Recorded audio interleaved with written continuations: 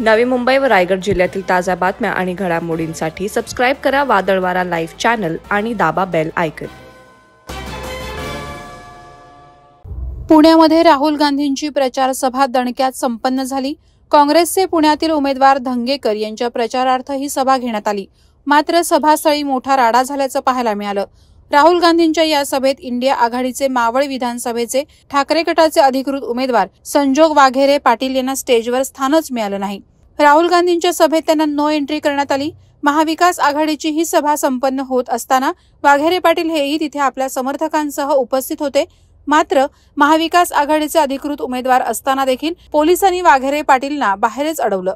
पोलिसांनी त्यांना स्टेजवर जाण्यास सक्त मनाई केली। या दरम्यान शिवसेना ठाकरे गटाचे पदाधिकारी आणि वाघेरे पाटलांचे समर्थक चांगलेच आक्रमक झाले। वाघेरे समर्थक आणि पोलिसांमध्ये जोरदार शाब्दिक धुमश्चक्री झाल्याचं पाहायला मिळालं। अखेरपर्यंत म्हणजेच राहुल गांधींची सभा संपेपर्यंत वाघेरे पाटीलना पोलिसांनी स्टेजवर जाऊच दिलं नाही। त्यामुळे ठाकरे गटाचे कार्यकर्ते चांगलेच आक्रमक झाल्याचं पाहायला मिळालं। वादळवारा लाईव्हसाठी न्यूज ब्युरो, पुणे। नवी मुंबई व रायगड जिल्ह्यातील ताज्या बातम्या आणि घडामोडींसाठी सबस्क्राईब करा वादळवारा लाईव्ह चॅनल आणि दाबा बेल आयकॉन।